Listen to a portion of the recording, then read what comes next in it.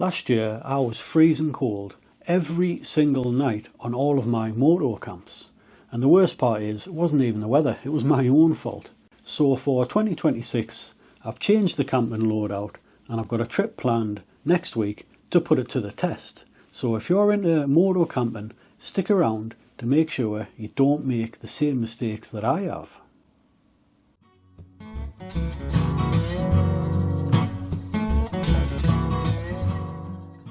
Let's start off by addressing the elephant in the room, because as you can see I've now got two bikes, but that doesn't mean the Street Triple is now retired from camping duty. It just means I've got more options. So for those summer milder months I can take the Street Triple, and during the winter months where I've got to carry more bulky gear I'll be taking the NX500. The biggest issue I had all of last year was staying warm during the night. It's 7:30. Woke up a few times through the night. It feels absolutely freezing.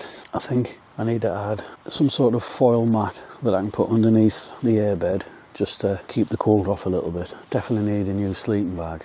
And honestly, I failed at it time and time again. It didn't matter what I wore, I was still always freezing cold. But it turns out I'd made two big mistakes. And first is the sleeping bag. Now I'd originally bought this Amazon special 3-season bag that claims to keep you warm down to about 0 degrees, but the reality is it doesn't even get close to that. Load of rubbish, so that's now gone. And its replacement is an X-Ped Tracking Light 3-season bag. Now I am confident with this being a legitimate brand that it should do exactly what it says on the label. The only problem is it is a bit bulkier than the other sleeping bag, but I think that's a small trade-off. And my sleeping mat was the second mistake. So I didn't realise at the time, but this X-Ped Versa R1 is only air insulated, so I was essentially just sleeping on a cold mattress. So it was no wonder I was absolutely freezing with no protection from the cold on the ground.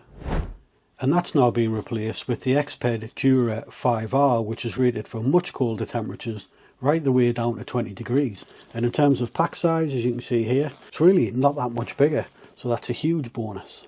These two items alone should make a massive difference to every trip this year. I'll leave links to both in the description below.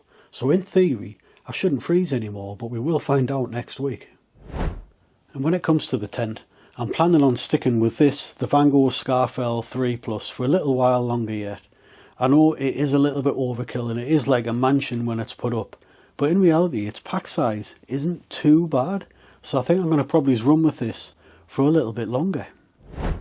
Now all that said, I have got my eye on the Wild Country Compact Hoolie 2 for the future, especially for when I'm using the Street Triple again in the better weather and need to free up a bit more space for the bigger sleeping bag. At that point I'll probably look at downsizing the tent a little bit.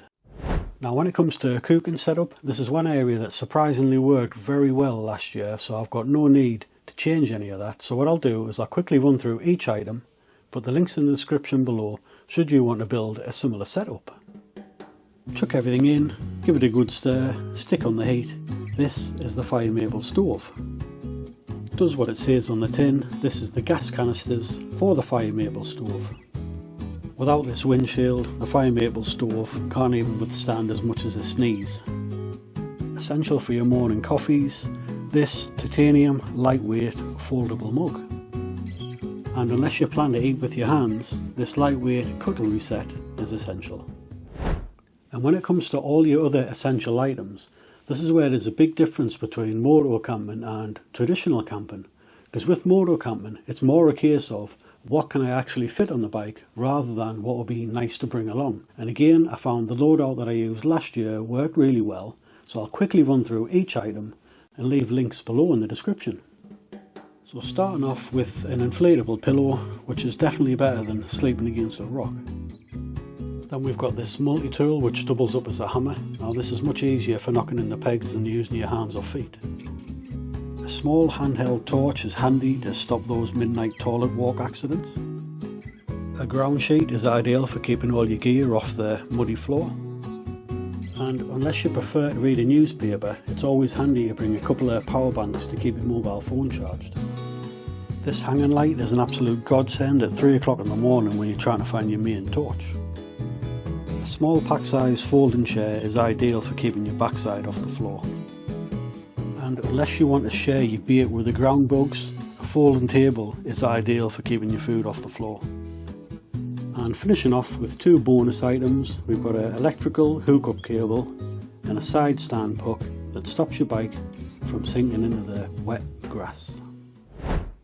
When it comes to storage for the bikes, the setup for the Street Triple is already tried and tested through last year, so I'll give you a quick look at what that looks like. Up front we've got the SW Motec tank bag. Over the rear seat we've got a Krieger 40 litre dry bag. Now the good thing is with this particular bag is it'll work on either bike. And then for saddlebags we've got the SW Motec Pro Blaze panniers, and those work exceptionally well. And when I'm expecting slightly cooler temperatures and I need a little bit more pack space, this is where the NX500 comes in. And up front we've got this small shad tank bag, and we can utilise the Krieger 40 litre roll bag over the back seat on here as well. We've got these shad SH23 side panniers, and on the back we've got a shad TR41 top box. Now this run through hasn't been designed to be an exhaustive list of everything you're going to need for your moto camp, but two quick last minute mentions. Don't forget a dry bag for your clothes, because there's nothing worse than having everything you're wearing damp through and nothing to change into. And lastly, don't forget a bag for your toiletries, so things like a towel, toothpaste, toothbrush, whatever it is you might need. But if you pack them in bags like these, it's so much easier to unpack and then again repack.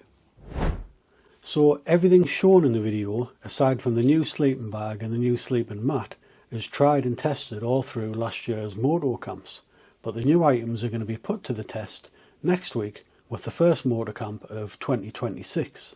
And as always, I'd love to hear your feedback and your stories of what works well for you during moto camps. But I think for today that's it. We'll call it a wrap. So I hope you've enjoyed watching the video, and if you have, don't forget to like, comment and subscribe, and we'll catch you in the next one. Cheers!